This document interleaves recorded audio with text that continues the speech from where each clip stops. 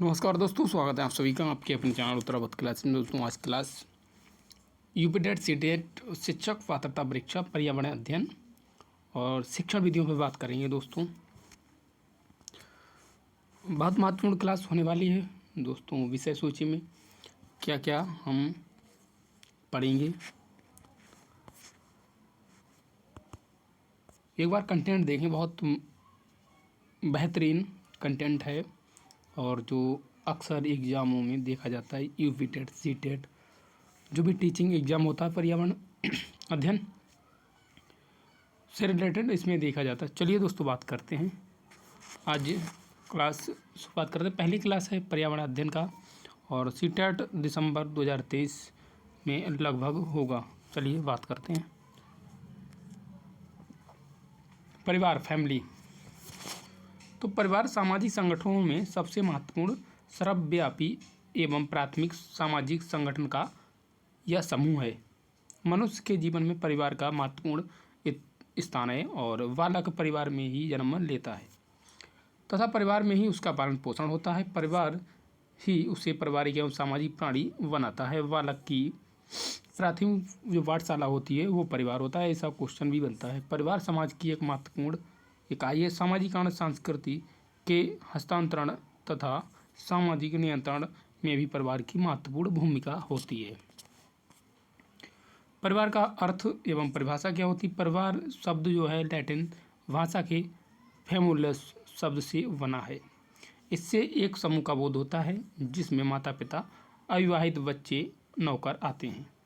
MacIver तथा page के अनुसार परिवार उस समूह को कहते हैं जो यौन संबंधों पर आधारित तथा इनका छोटा और शक्तिशाली इतना छोटा और शक्तिशाली है कि संतान के जन्म और पालन पोषण की व्यवस्था करने की क्षमता रखता है।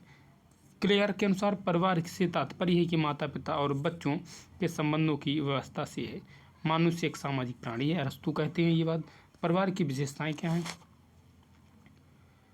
तो विवाह एवं यौन संबंध, वंश परंपरा एवं नामकरण की प्रणाली, ये एक सामान्य निवास स्थान, सार्वभौमिक संगठन, परस्पर आर्थिक बंधन, परिवार के सदस्यों में उत्तरदायित्व की भावना होती है। परिवार के प्रकार क्या होते हैं? तो आकार के आधार पर मनुष्यों के परिवार दो प्रकार के होते हैं, एकल परिवार और संयुक्त परिवार। एकल परिवार वह होते हैं परिवार में माँ बाप तथा उनके अविवाहित बच्चे शामिल होते हैं। यह परिवार बहुत छोटा होता है। और जो संयुक्त परिवार होता है, इस तरह के परिवार में दादा दादी, चाचा, बुआ, ताऊ ताई, माँ और बाप बच्चे होते हैं। यह परिवार बड़ा होता है, जैसे आप लोग देख सकते हैं। संयुक्त परिवार ये हो गया। किसी एक परिवार को एक पेड़ के रूप में दर्शाया जा सकता है, जैसे पारिवारिक वृक्ष कहते हैं एकल परिवार माता पिता, लड़का लड़की ये हो गए। संयुक्त परिवार में दादा और दादी, ताऊ ताई, माँ बाप, चाचा चाची, बुआ, बच्चे और बच्चे, फिर उनके बच्चे यानी बुआ के बच्चे, चाचा चाची और ताऊ ताई के बच्चे। एकल परिवार के गुण क्या होते हैं? एकल परिवार के सदस्य अधिक आत्मनिर्भर होते हैं और वे आत्मविश्वास से भरे हुए व किसी भी काम को करने में सक्षम होते हैं। एकल परिवार सुखी परिवार होता है। एकल परिवार सदस्यों को अपने व्यक्तित्व का विकास करने का अवसर प्राप्त होता है। एकल परिवार अपने सभी सदस्यों का शिक्षित होने का समान अवसर देता है। एकल परिवार में पारिवारिक कलह की संभावना नहीं होती है। एकल परिवार में सामान्यतः कम आय होते हुए भी आर्थिक परेशानियों का सामना नहीं करना पड़ता। परिवार में सभी लोग खुश एवं प्रसन्नचित्त रहते हैं। एकल परिवार के दोष क्या होते हैं? एकल परिवार के में प्रायः बच्चों का उचित देखभाल नहीं हो पाता है। एकल परिवार में स्वार्थ की प्रबल संभावना पनपती है। एकल परिवार को बुरे समय तथा अन्य संकट में कोई आर्थिक, शारीरिक व भावनात्मक सहारा नहीं मिलता है। संयुक्त परिवार के गुण। संयुक्त परिवार के सदस्यों में नागरिक गुणों का विकास होता है और संयुक्त परिवार में घरेलू एवं बाह्य कार्यों हेतु श्रम विभाजन की सुविधा होती है।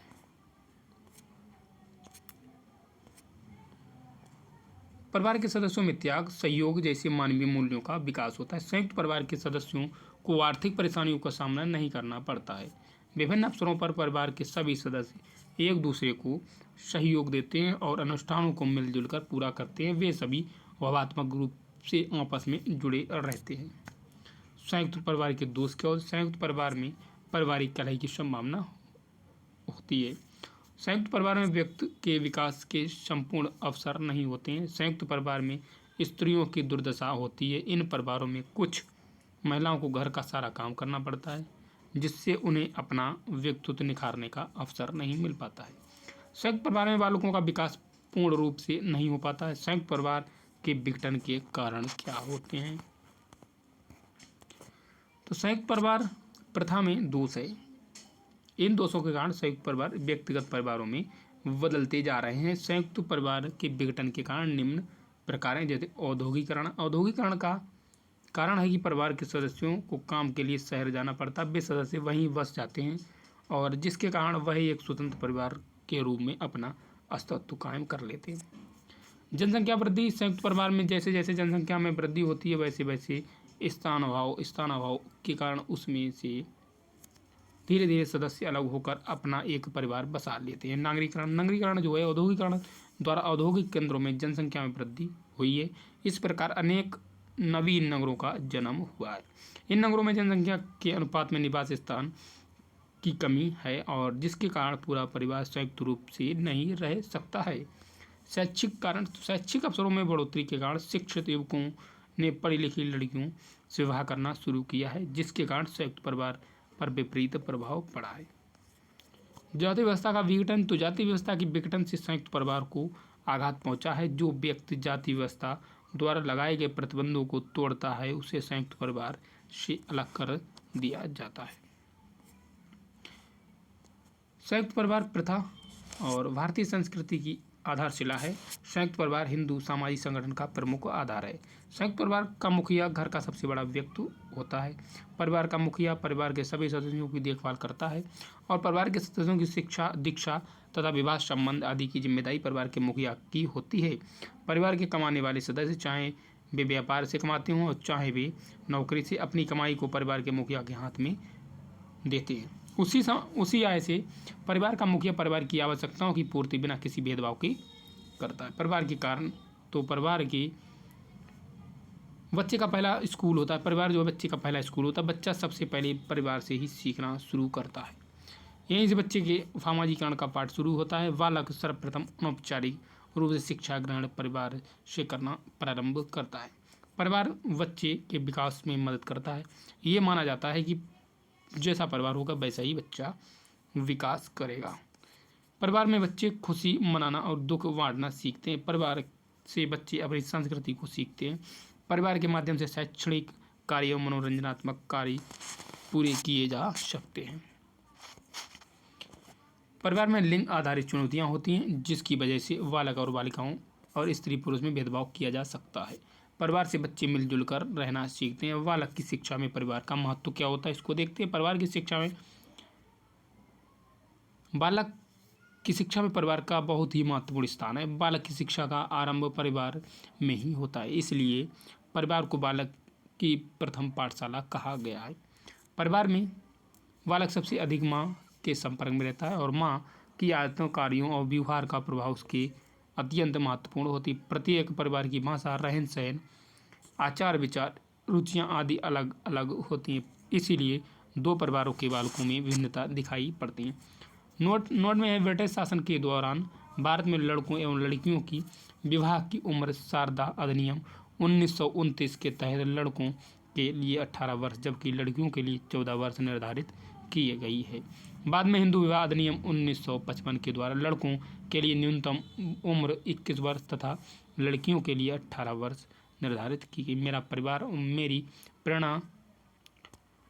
देखते हैं, जो लोग देख नहीं सकते उनके पढ़ने के लिए एक खास लिपि तैयार की गई है और इसमें ब्रेल लिपि कहते हैं। ब्रेल लिपि एक मोटे कागज पर नुकीले औजार से बिंदु बनाकर लिखा जाता है। ब्रेल कागज पर हाथ फेरकर पढ़ा जाता है कि उस पर क्या लिखा है। लुई ब्रेल फ्रांस का रहने वाला था। जब 3 साल का था तब एक नुकीले औजार से उसकी आंख में चोट लग गई और उसकी आंखें खराब हो गई। उसे आंखों से दिखना बिल्कुल बंद हो गया। उसकी पढ़ने में बहुत रुचि थी। वह पढ़ने की तरकीबें सोचता रहता था। आखिर उसने ढूंढ ही लिया एक तरीका छूकर पढ़ने का। पढ़ने की यह विधि बाद में ब्रेल लिपि के नाम से जानी जाने लगी है। इस तरह की लिपि में मोटे कागज पर उभरे बिंदु बने होते हैं। उभरे होने के कारण इन्हें छूकर पढ़ा जा सकता है। यह लिपि 6 बिंदुओं पर आधारित होती है। आजकल ब्रेल में नए नए परिवर्तन हुए हैं जिससे इसे पढ़ना लिखना और भी आसान हो सक गया है। ब्रेल लिपि अब कंप्यूटर के द्वारा भी लिखी जा सकती है। जो लोग सुन नहीं सकते हैं उनके लिए सांकेतिक भाषा है इस्तेमाल की जाती है। सांकेतिक भाषा पर आधारित विशेष कार्यक्रम टीवी पर प्रसारित होते हैं। सुधा चंद्रन को भारतनाट्यम प्रसिद्धि प्राप्त है। एक दुर्घटना के कारण उनका पैर कट गया था। कृत्रिम पैर यानी आर्टिफिशियल लेग की सहायता से नृत्य करके उन्हें प्रसिद्धि प्राप्त हुई। रविंद्र जैन को आंखों से दिखाई नहीं देता था। उन्होंने बहुत सारी फिल्मों और टीवी कार्यक्रमों में अपना संगीत दिया है। उनके अच्छे संगीत के लिए उन्हें कई पुरस्कार प्रदान किए गए हैं। शरद गायकवाड़ का एक हाथ खराब था। उन्होंने तैराकी के क्षेत्र में भारत का नाम रोशन किया था। ये दोस्तों यूपी टेट और C TET other state TET में आए हुए प्रश्न हैं। ये अपने आप देख लेना, प्रश्नों को बाद में करेंगे। पहले हम मुख्य थ्योरी को निपटाएंगे। भोजन, स्वास्थ्य एवं स्वच्छता। तो भोजन फूड यानी सभी जीवों को जिंदा रहने के लिए ऊर्जा की आवश्यकता होती है। अगर जीवों को ऊर्जा नहीं मिलेगी तो उनकी मृत्यु हो जाएगी। सभी जीवों को ऊर्जा उनके जीवन से मिलती है। अर्थात भोजन वह खाद्य पदार्थ है जो जीवों को ऊर्जा प्रदान करता है। इस पृथ्वी पर पौधे ही भोजन का निर्माण करते हैं। सभी जीवों को प्रत्यक्ष अप्रत्यक्ष रूप से भोजन पौधे से ही प्राप्त होता है। भोजन के घटक क्या हैं? हमारे भोजन में विभिन्न प्रकार के घटक पाए जाते हैं, जैसे पोषक कहते हैं। हमारे भोजन में मुख्य पोषक कार्बोहाइड्रेट, प्रोटीन, वसा, विटामिन तथा खनिज लवण। इसके अतिरिक्त हमारे शरीर में रोचांश तथा जल भी शामिल है जिनकी हमारे शरीर में आवश्यकता है। कार्बोहाइड्रेट, तो कार्बोहाइड्रेट कार्बन, हाइड्रोजन तथा ऑक्सीजन से बना एक कार्बनिक यौगिक है। हमारे भोजन में पाए जाने वाले मुख्य कार्बोहाइड्रेट मंड तथा शर्करा के रूप में होते हैं। सभी मीठे पदार्थ जैसे मीठे फल, गन्ना, आलू, चावल एवं अन्य अनाज आदि में कार्बोहाइड्रेट पाया जाता है। कार्बोहाइड्रेट विभिन्न रूपों जैसे ग्लूकोज, फैक्टोज फलों की शर्करा, लैक्टोज दूध की शर्करा, सुक्रोज गन्नों की शर्करा, मंड आलू, चावल, रोटी में।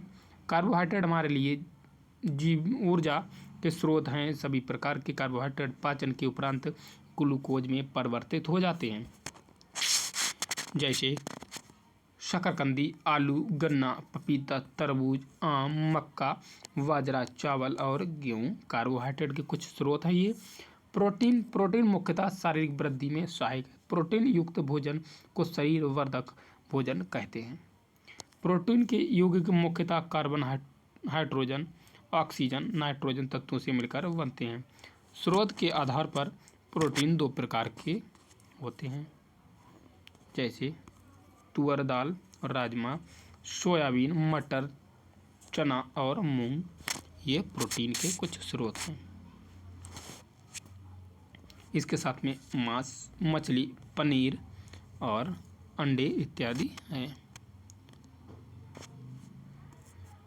जंतु प्रोटीन जैसे दूध, मांस, मछली, पनीर तथा अंडा आदि हैं। वनस्पति प्रोटीन जैसे दालें, सेम, सोयाबीन, फलियां तथा गरीदार फल आदि हैं। सबसे अधिक प्रोटीन 43% यानी सोयाबीन में पाई जाती है। वसा में भी कार्बन, हाइड्रोजन तथा ऑक्सीजन तत्व होते हैं। ठोस रूप में वसा को चर्बी तथा तरल रूप में तेल कहते हैं। वसा हमें जंतु तथा वनस्पति दोनों से प्राप्त होती है। जंतुओं से घी और मक्खन प्राप्त होता है, जबकि वनस्पति जैसे सरसों, मूंगफली, तिल, अलसी तथा नारियल आदि के बीजों से तेल प्राप्त होता है। वसा में भी हमें ऊर्जा प्राप्त होती है। घी, तिल, नारियल का तेल है, सोयाबीन, मूंगफली, मछली इत्यादि ये अंडे, ये वसा के वर्धक हैं, स्रोत हैं। अब बात करते हैं विटामिन। भोजन में विटामिन की अलग मात्रा ही पर्याप्त होती है, परंतु इनके लिए जाने पर शरीर रोगग्रस्त हो जाता है। विटामिन हमारी आँख, अस्थियों, दांत और मसूड़ों को स्वस्थ रखने में सहायता करता है। घुलनशीलता के आधार पर विटामिन 2 प्रकार के होते हैं। जल में घुलनशील विटामिन बी और सी होता है। वसा में घुलनशील विटामिन ए, डी, ई के होता है। ये इंपॉर्टेंट है, ऐसे ही क्वेश्चन पूछे जाते हैं कि घुलनशील और घुलनशील नहीं है, कौन सी है विटामिन।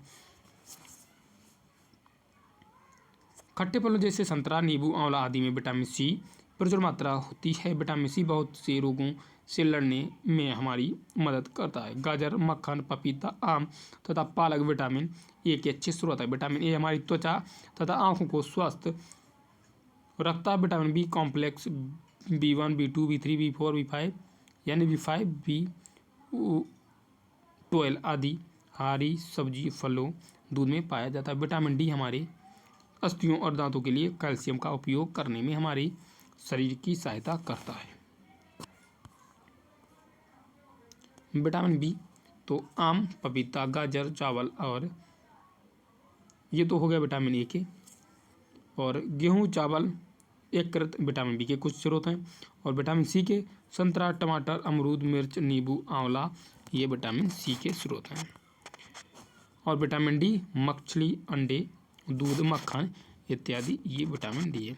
खनिज लवण तथा जल तो हमारे शरीर की खनिज लवणों की आवश्यकता अलग मात्रा में होती है। शरीर के उचित विकास तथा अच्छे स्वास्थ्य के लिए प्रत्येक खनिज लवण आवश्यक है। इनमें कैल्शियम तथा फास्फोरस मुख्य रूप से आवश्यक तत्व हैं। हमारे शरीर की हड्डियां तथा दांत मुख्य रूप से कैल्शियम और फास्फोरस के लवणों से बनते हैं। इनकी कमी से हड्डियां कमजोर हो जाती हैं तथा अनेक प्रकार के रोग हो जाते हैं।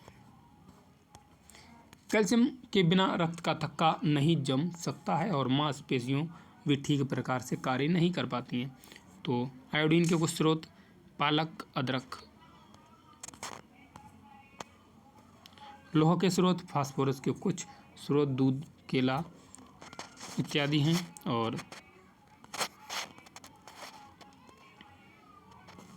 कैल्शियम के कुछ स्रोत हैं लोह स्रोत, जिसमें शलजम और कई एक फल आते हैं।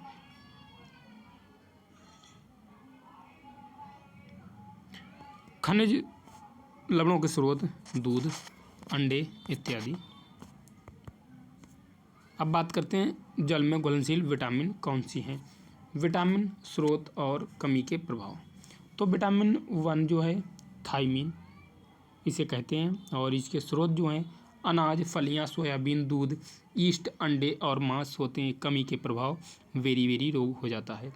V2 राइबो फ्लेविन पनीर, अंडे, ईस्ट, हरी पत्तेदार सब्जियां, मांस, यकृत, बीन्स और मेवा, टमाटर, मशरूम ये स्रोत हैं इसके। और क्लोसिस ए रोग हो सकता है। विटामिन B3 नियासिन दूध, ईस्ट, मछली, मांस, यकृत, अंडे, फलियां, हरी मटर और दूध, मशरूम, मूंगफली ये स्रोत हैं। और पेलाग्रा ये रोग हो सकता है। B5 पेंटोथेनिक अम्ल ये स्रोत, इसमें दूध, यकृत, मांस, दही, टमाटर, मूंगफली, गन्ना, मक्का, ब्रोकली और मशरूम, सूरजमुखी के बीज, गोभी इत्यादि हैं। और इसकी कमी से क्या प्रभाव पड़ते हैं। वृद्धि में कमी, चर्म रोग, वाल का सफ़ेद होना, जनन क्षमता में कमी, अस्थमा, तनाव इत्यादि होता है। B6 पायरिडॉक्सिन तो इसके स्रोत मांस, मछली, ईस्ट, यकृत, दूध, अनाज, पालक, आलू, गाजर, शकरकंद, केला इत्यादि होता है। कमी के प्रभाव रुधिर क्षीणता, एनीमिया, चर्म रोग, पेशिये ऐंठन इत्यादि होती है। B12 साइनोकोबालामिन तो इसके जो स्रोत हैं दूध एवं दुग्ध उत्पाद, मांस, मछली, अंडा, यकृत होते हैं। कमी के प्रभाव रुधिर क्षीणता, तंत्रिका तंत्र में गड़बड़ियाँ होती हैं। B7 vitamin, biotin, H biotin कहते हैं इसको। और इसके स्रोत हैं एकीकृत मांस, अंडा, ईस्ट, मेवा, अखरोट, केला, मूंगफली, गेहूं, फल, सब्जी और चॉकलेट होता है। कमी के प्रभाव चर्म रोग, बाल का झड़ना होता है। और फोलिक अम्ल समूह, इसके स्रोत हैं एकीकृत ईस्ट, सोयाबीन, हरी पत्तेदार सब्जियां, फलियां, ब्रोकली, गोभी, शतावर इत्यादि होता है। कमी के प्रभाव तो रुधिर की कमी, वृद्धि का अवरोध होना। विटामिन सी स्कॉर्बिक अम्ल इसका विटामिन नाम है। तो और इसके स्रोत जो हैं नींबू, वंश के खट्टे फल और टमाटर, पपीता, आलू, अमरूद, ब्रोकली, कीवी, स्ट्रॉबेरी, पालक होता है। इसके प्रभाव कमी अगर हो तो स्कर्वी रोग हो सकता है।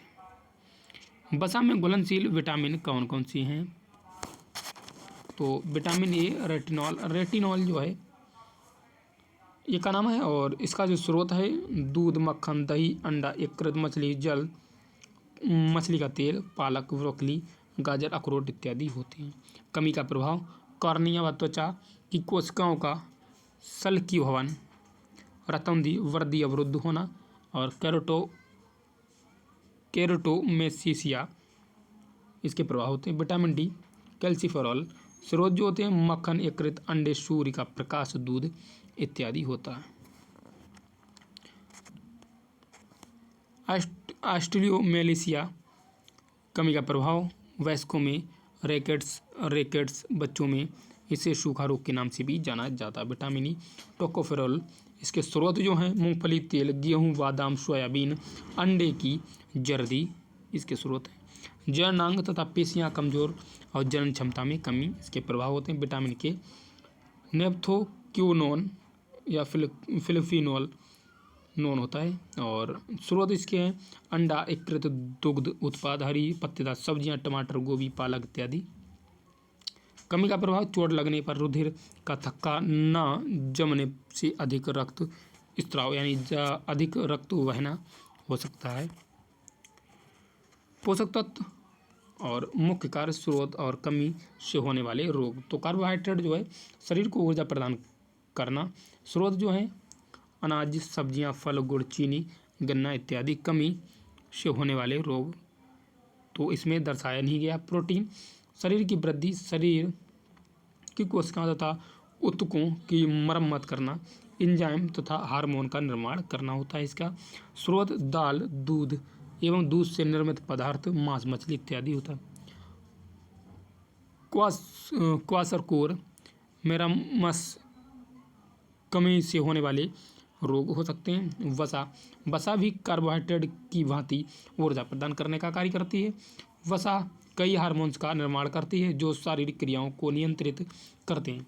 इसके स्रोत घी, तेल, मक्खन, मेवे, दूध, पनीर, मूंगफली, मछली, अंडा इत्यादि होता है। विटामिन ए, बी तथा सी, डी, ई एवं के तो इसके मुख्य कार्य शरीर द्वारा पोषक तत्वों के सही उपयोग व नियंत्रण रखना, शरीर की रोगों से लड़ने की क्षमता को बढ़ाना।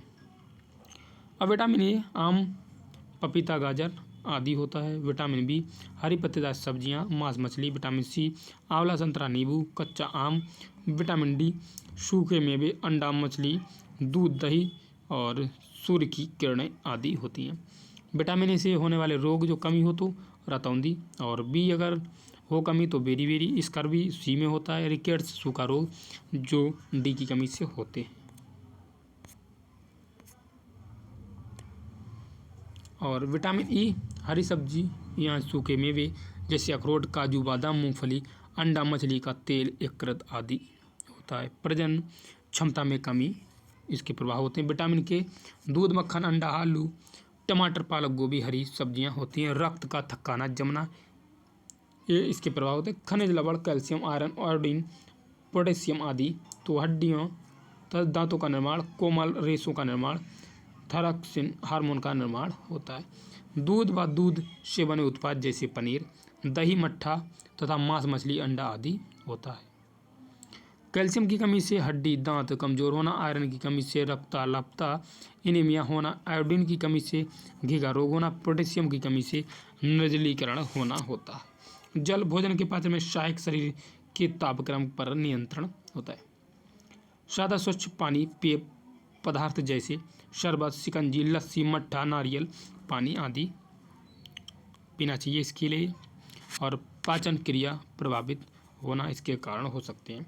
रेशा फाइबर युक्त भोजन, तो इसमें भोजन को पचाने में महत्वपूर्ण भूमिका होती है। गेहूँ, ज्वार, बाजरा, शकरकंद, सब्जियां, पपीता, अमरूद, केला आदि में पाया जाता है फाइबर।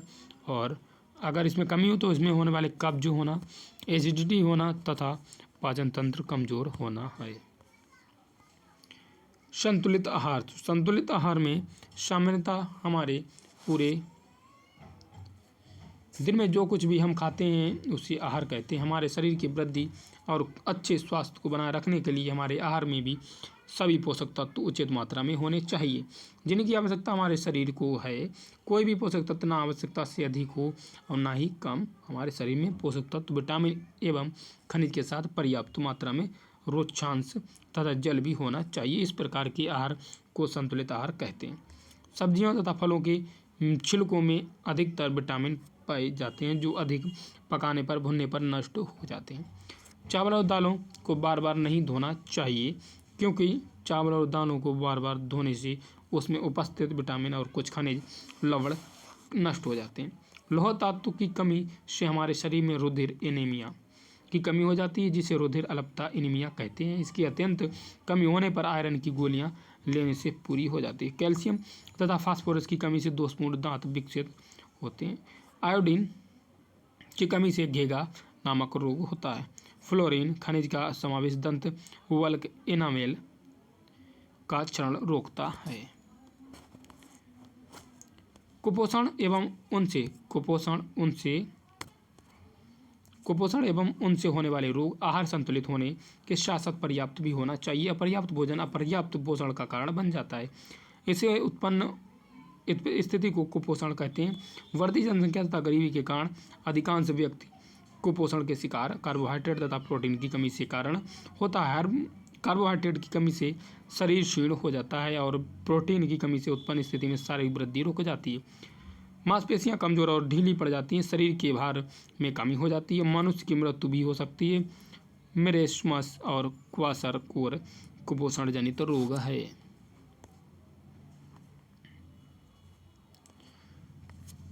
क्वाशरकोर यह रोग मुख्यतः प्रोटीन की कमी से होता है। इस रोग में बच्चों की शारीरिक वृद्धि रुक जाती है, भूख कम लगती है, शरीर में सूजन आ जाती है, हाथ और पैर दुर्बल तथा पेट बाहर की ओर निकल आता है। भारत में 1% बच्चे इस रोग से पीड़ित हैं। इस रोग से बचने के लिए रोगी को बच्चे को नियमित रूप से उसके दैनिक आहार में प्रोटीन युक्त भोजन दिया जाना चाहिए। मेरेस्मस इस प्रोटीन तथा कैलोरी दोनों की कमी से होती है। यानी ये जो रोग होता है प्रोटीन और कैलोरी दोनों की कमी से होता है। इस रोग में बच्चों की शारीरिक वृद्धि रुक जाती है। इस रोग में चेहरा दुर्बल तथा आंखें धसी हुई दिखाई देती है। मुख्यतः 1 साल के बच्चों में होता है।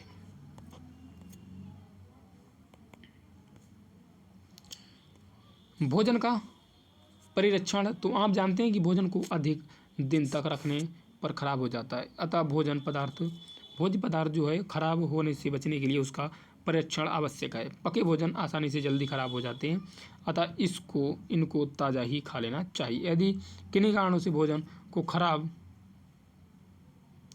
रखना पड़ता है तो उन्हें खराब होने से बचाने की आवश्यकता है।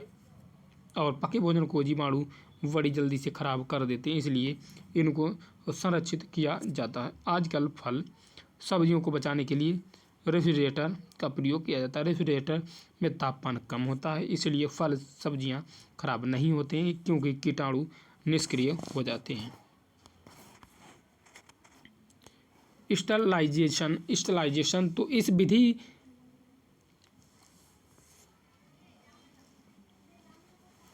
एक विधि है और जिसके कारण खाद्य पदार्थों को सूक्ष्म जीवाणु या जीवों से मुक्त किया जाता है। इससे खाद्य पदार्थ एक निश्चित समय तक खराब नहीं होते हैं।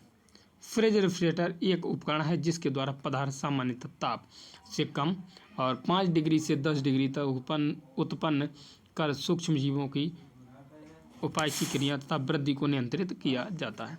इसी फ्रिज का उपयोग फल, सब्जियों तथा खाद्य एवं पेय पदार्थों को ठंडा करने के लिए किया जाता है। पाश्चुरीकरण। लुई पाश्चर 1866 ने दूध में किण्वन रोकने के लिए पाश्चुरीकरण विधि का पता लगाया था। इस विधि में दूध को 45 डिग्री फ़ारेनहाइट यानी 62.8 डिग्री पर लगभग 30 मिनट 15 सेकंड तक गर्म करते हैं। तो इस विधि में सभी हानिकारक या रोग कारक जीवाणु या बीजाणु मर जाते हैं। दूध को उबालकर रखा जाता है ताकि जल्दी खराब ना हो। थैली वाला दूध पाश्चुरीकृत दूध होता है। 30 सेकंड के लिए उबालकर और ठंडा करके थैली में पैक कर दिया जाता है जिससे वह जल्दी खराब ना हो। इस विधि को पाश्चुरीकरण कहा जाता है। इस विधि में सभी हानिकारक रोग कारक जीवाणु व बीजाणु मृत्यु हो जाती है। अचार में नमक, सोडियम क्लोराइड, NaCl मिलाकर रखने में नमक संरक्षक का कार्य करता है। इसके द्वारा उत्पन्न माध्यम में एंजाइम निष्क्रिय हो जाते हैं जो सामान्य तापक्रम में भोजन विखंडित कर देते हैं। जैम, जेली व शरबत जिन बर्तनों में सुरक्षित रखे जाते हैं उनको जीवाणु रहित किया जाता है। इसके लिए बर्तनों को सुनिश्चित समय के लिए पानी में खौलाया जाता है और इसके अतिरिक्त इन सामग्रियों में सोडियम मेटाबाई सल्फाइड तथा सोडियम बेंजोएट की निश्चित मात्रा मिलाई जाती है जो कि परिरक्षक का कार्य करती है। सॉस और चटनी में एसिटिक अम्ल परिरक्षक का कार्य करता है। खराब भोजन एवं दूषित जल से होने वाले रोग। तो भोजन जीवाणुओं अथवा कवकों के द्वारा खराब हो जाते हैं। खराब होने की स्थिति में भोजन विषैला, दूषित तथा हानिकारक हो जाता है। पाचन क्रिया ठीक से नहीं हो पाती है और इससे विभिन्न प्रकार के रोग होने की संभावना रहती है। जीवाणु हमारे शरीर के साथ शरीर में प्रविष्ट होकर तरह तरह के रोग उत्पन्न कर देते हैं। ऐसा भोजन खाने से कभी कभी मृत्यु भी हो सकती है। इन जीवाणुओं द्वारा उत्पन्न रोग मुख्यतः हैजा, टीबी, निमोनिया, टाइफाइड, डिप्थीरिया, अंत्रशोथ, सूजाक, पीलिया रोग, कुकर, खांसी, कोढ़ तथा टेटनेस आदि हो सकती है। कवक द्वारा हमारे भोजन, मुरब्बे, अचार, रोटी, फल अथवा अनाज खराब हो जाते हैं। राइजोपस, म्यूकर, स्पर्जिलस तथा पेनिसिलियस आदि कवक हमारे भोजन को खराब करते हैं और शरीर में प्रवेश करके कई रोग उत्पन्न करते हैं। कवक द्वारा उत्पन्न रोग मुख्यतः दाद है। खराब भोजन के अलावा दूषित जल का प्रयोग भी भिन्न भिन्न प्रकार के रोग उत्पन्न करता है, जैसे हैजा, टाइफाइड, पीलिया दूषित जल से होने वाले प्रमुख रोग हैं। रोग कुछ परजीवी जनित होते हैं जैसे मलेरिया, जूड़ी बुखार, फाइलेरिया, फीलपांव तथा पैचिस, अतिसार आदि रोग प्रमुख हैं। मलेरिया का रोगाणु प्लाज्मोडियम नामक प्रोटोजोआ है। इस रोगाणु को मच्छर, मादा एनोफिलीज एक मनुष्य से दूसरे मनुष्य रक्त चूसते समय पहुँचते हैं। पेचिस और एंट अमीबा हिस्टोलिटिका नामक प्रोटोजोआ से होता है। इसकी वाहक घरेलू मक्खी है। मलेरिया के उपचार के लिए सिनकोना के छाल का प्रयोग किया जाता है।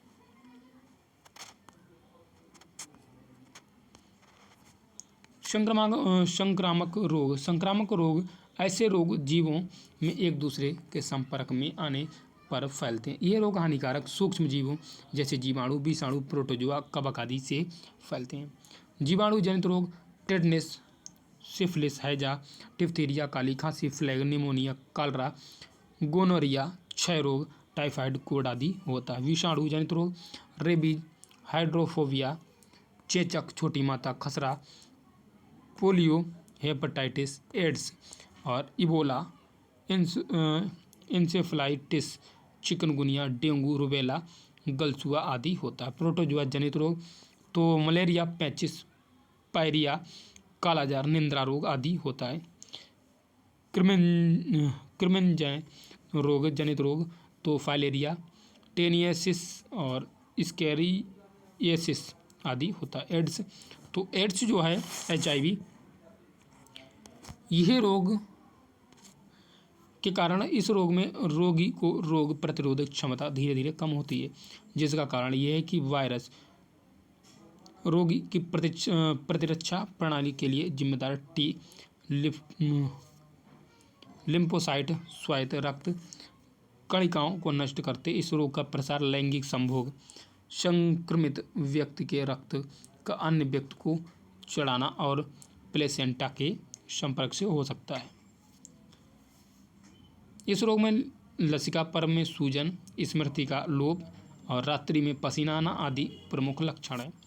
HIV की जांच के लिए टेस्ट किया जाता है मलेरिया।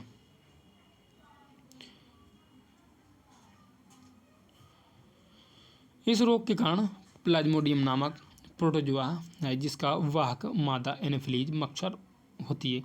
ये जानकारी सर्वप्रथम सर रोनाल्ड रॉस ने दी है, जिन्हें इस कार्य हेतु 1902 में चिकित्सा का नोबेल पुरस्कार मिला है।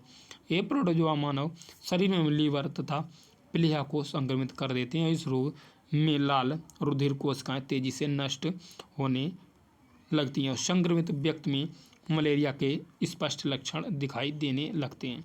डेंगू तो ये डेंगू नामक वायरस को फैलने वाली बीमारी है। इसकी वाहक मादा एंडीज इजिप्टी मच्छर होती है। इस रोग में रोगी के शरीर में प्लेटलेट्स की कमी हो जाती है और जिसके कारण आंतरिक रक्त स्राव होने लगता है। पीत ज्वर जो है ये भी एक वायरस जनित बीमारी है, जिसका वाहक एंडीज इजिप्टी मच्छर है। चिकनगुनिया वायरस से फैलने वाली बीमारी, इसका वाहक वी एंडीज इजिप्टी मच्छर होता है। जोड़ों में तीव्र दर्द एवं त्वचा पर लाल चकत्ते इसके लक्षण। कवक से होने वाले रोग तो रोग दमा, गंजापन तो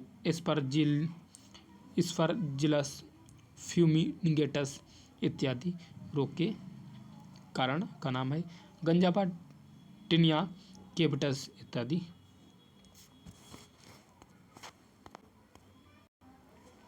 अगला है जापानी इंसेफ्लाइटिस। ये विषाणु जनित रोग है। इस रोग का उद्गम सर्वप्रथम जापान में हुआ, इसी कारण इसे जापानी इंसेफ्लाइटिस कहा जाता है। ये रोग क्यूलेक्स प्रजाति के मच्छरों द्वारा होता है। ये रोग सुअरों के माध्यम से फैलता है। धान के खेत क्यूलेक्स मच्छर के पनपने के लिए उपयुक्त स्थान होते हैं। ये रोग दक्षिण पूर्व एशिया के कई स्थान पर फैलता है। जापानी मस्तिष्क ज्वर एवं एक्यूट इंसेफ्लाइटिस सिंड्रोम बीमारी के रसायन लीची फल में भी पाए जाते हैं। जापानी इंसेफ्लाइटिस को रोकने के लिए उत्तर प्रदेश सरकार द्वारा दस्तक अभियान चलाया गया था। इसके बाद स्वाइन फ्लू एक संक्रामक रोग है जो विषाणु जनित रोग है। रोग फैलाने वाले वायरस का नाम इंजाइन विषाणु है और H1N1 है, जो अचानक तेज बुखार, उल्टी एवं दस्त, शरीर में दर्द, खांसी आना आदि इस रोग के प्रमुख लक्षण है। इसके इलाज के लिए ओसेल्टामिवर नामक औषधि दी जाती है। असंक्रामक रोग सभी रोग एक व्यक्ति से दूसरे व्यक्ति में नहीं पहुंचते। जो रोग एक व्यक्ति से दूसरे व्यक्ति में स्थानांतरित नहीं होते हैं उन्हें असंक्रामक रोग कहते हैं, जैसे हीनताजन्य रोग, आनुवांशिक रोग, हृदय रोग, कैंसर रोग इत्यादि होते हैं।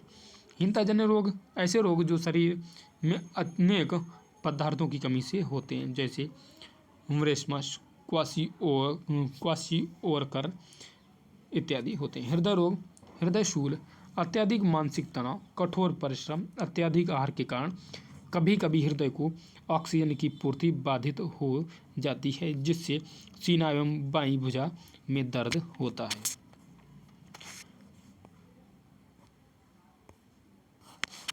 इसके बाद हृदयघात। हृदयघात जो होता है हार्ट अटैक जिसे कहते हैं।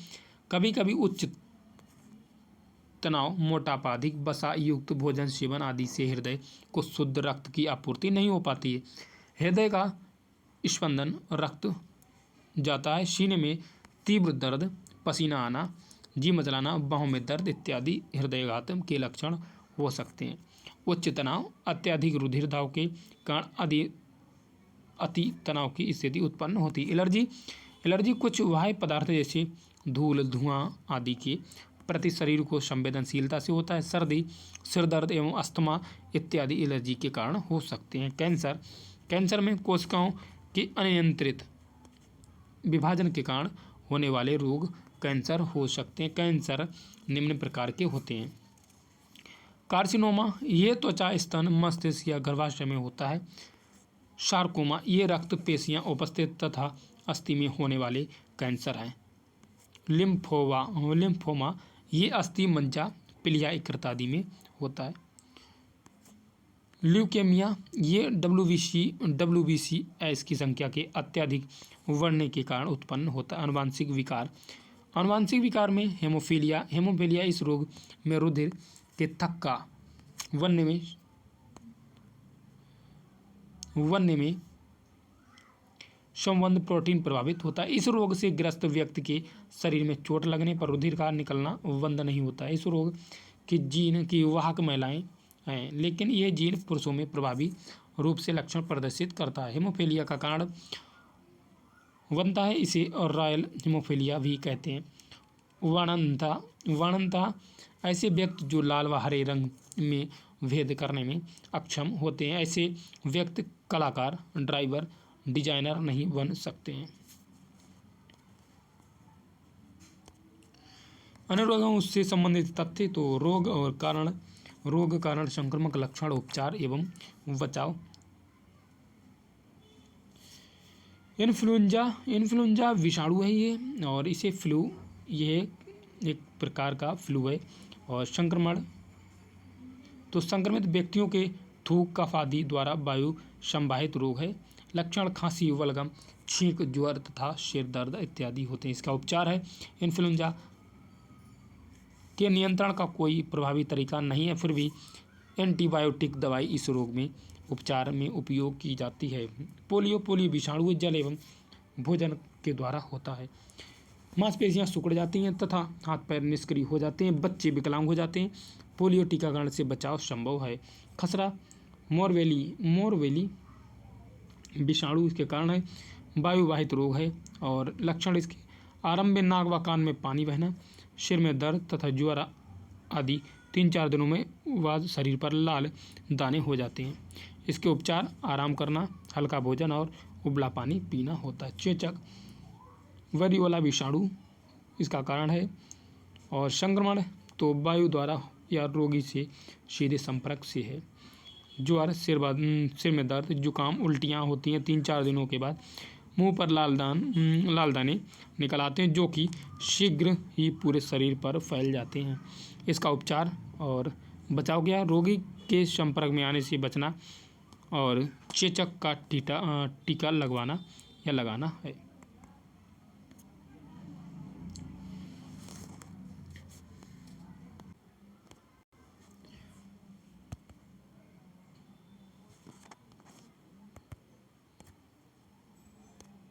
आगे छोटी माता, तो वेरियोला जोस्टर ये विषाणु है। श्वास या छींकों द्वारा इसका लक्षण है। शरीर में छोटे छोटे दाने निकल आते हैं। हल्का बुखार एवं जोड़ों में दर्द रहता है। सीधा एवं स्पष्ट उपचार नहीं, रोगी एवं स्वच्छ वातावरण में रहना। इसका रेबीज विषाणु है। ऐसे जानवर के काटने से होता है जिसमें रेबीज विषाणु विद्यमान होते हैं, जैसे पागल कुत्ता, बिल्ली आदि होता है। लक्षण से दर्द, गले में दर्द तथा हल्का बुखार 2 से 10 दिन तक इसके प्रारंभिक लक्षण है। बाद में रोगी पानी से भी डरने लगता है, इसलिए इसे हाइड्रोफोबिया भी कहा जाता है। रेबीज रोधी टीके के लगवाना, घाव को साफ से अच्छी तरह से साफ करना होता है।